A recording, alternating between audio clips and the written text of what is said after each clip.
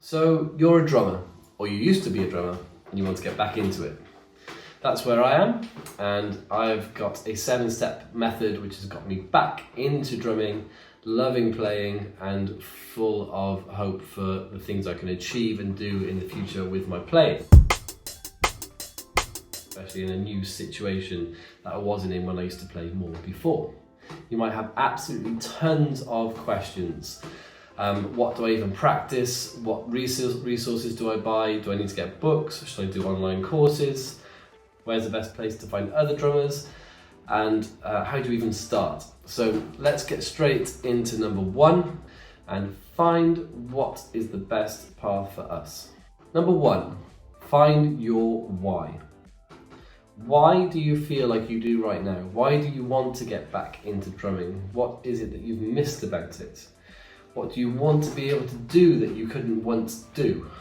This period of thinking about what you want to achieve and why you are feeling that will be your guiding light and the thing that you keep going back to throughout your journey of reigniting your drumming. The why for me is that I want to improve my drumming. I've missed making progress and just playing and getting better. I want to get better knowledge of how we learn and how to teach online. And I want to learn how to grow a online business in order to help as many people as I can with their drumming, to make their drumming fun and effective and a lifelong passion for them. So finding your why is so important because it will give you the focus. It'll make sure you invest your time, your resources, your energy into the right places. And maybe most importantly, when things get tough, it will keep you going. So with that in mind, and you can think about what your why is. So with that in mind, and you thinking about what your why is and why you're here today, let's get on to point 2. So point 2 is, why did you stop? If we've stopped playing and we're not the drummer that we used to be, maybe write a whole list of reasons about why you've got to where you are. It might be that you've had a family. It might be that you've got pets or new relationships. It might be a job that's changed. It might be that you've moved and you have nowhere to play your drums anymore, or you were in a band that just dispersed. So if you can make a clear list of reasons about what has happened and why you've got to that point, you can then put in place plans to make sure these don't happen again, or that you work with your current circumstances to make sure that you can get back into drumming, but acknowledge that these things are now part of your life. Aligning that with your why means that you can make those two things work together and make sure that you don't lose sight of why you want to get back into drumming again. So step 3 is get started immediately. And that is because if you've got that feeling right now and you're watching this video and you want to get back into your drumming, go and grab a pair of sticks straight after this and go and play something. If you don't have sticks, maybe find a video or a track to play along to and just jam. If you've got a practice pad, if you've got something to play on, then go and do it straight away. That will then give you all those feelings of what you want to be able to do that you didn't used to be able to do. Maybe it is noisy, so you need to find some practice pads, or maybe look for an alternative drum kit that you can play in your house, but it will start to trigger the things that might help with the next point. If you can start to put a practice routine in of say 10 to 30 minutes, 2 to 3 times a week, and start immediately enjoying playing again, finding that love, finding that thing that you really miss, then that will provide fuel for everything else we're going to do in the next few steps. The next step is the one that I think is the most important, and that is to choose a project. Now, rather than have goals and plan out what the goals are going to be long term, I'm going to say choose one project.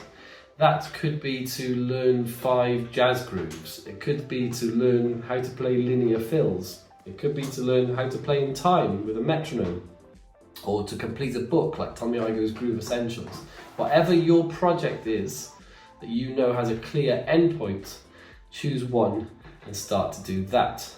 The project should really be aligned with your why, but having a project will then allow you to invest your time, energy, money into the right thing, because you have one thing that you want to achieve. It will also allow you to test and assess where you are against the goal of that project, and make sure that you are driven, because you will have progress that you're seeing regularly against the goal.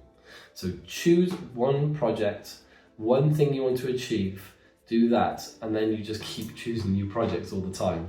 But rather than have different projects going on, just choose one thing, achieve it, and then move on to the next. So the next step after you've chosen your project is to get the resources you need. Now these could be classic drum books like the New Breed, or Stick Control, or something like Tommy Igoe's Groove Essentials. I will leave some affiliate links for these books down below, so full disclosure there, and I will get a commission if you do click on those links, so thank you for supporting the channel if you do that. But ultimately I would say find the books you used to play, maybe dig them back out, get started with something that you used to use to make progress and gave you a bit of joy in your playing. It doesn't just have to be books, it could be PDFs online, it could be YouTube videos, it could be playing along with a track that you just love playing along to. You could also maybe start to investigate online courses, something like mikeslessons.com, Drumeo, or even Drum Ambition. Now these will give you clear paths to follow, but just be aware that if it isn't fully aligned with your why and your project, then you may be pulled because you'll lose maybe some motivation and focus. So choose carefully, make sure the resources are aligned, and there will be future videos on this channel about what the best drum books are, best courses for different projects and different ideas that I will go through. So once you have your resources, you want to get a practice routine in place. So make sure that your practice routine is something that is sustainable and just something that you can do for a month. 10 to 30 minutes, 2 to 3 times a week, and just make sure that you turn up to those. Establish the habit. That is the most important thing here. Don't worry about the most effective use of your time or thinking about how you can optimize your practice routine. Just get the habit in place. Once a month has gone and you've done that consistently, then think about optimizing and improving. But habits and getting some joy out of playing for a month at least is really your focus here with your practice routine. It's ironic that it's not about the practice at this point, it's just about the doing and building that habit again, and then you can make sure it's aligned with your goal and that you are getting the most out of it, but once that habit is established. And finally, find community. That could be a Facebook group, it could be put in a comment on the opendrumlessons.com website, it could be a Discord, or it could be something inside one of these online drum schools like Mike Lessons or Drumeo.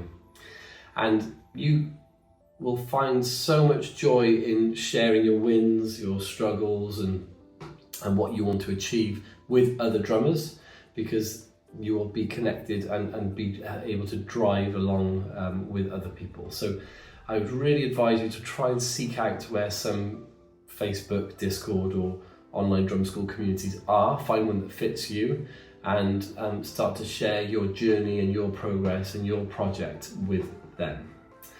My next video is going to be about how to actually choose a meaningful project. So if that's something you're thinking about that you're not sure what to do, then let's go to that next, and thank you for watching this one.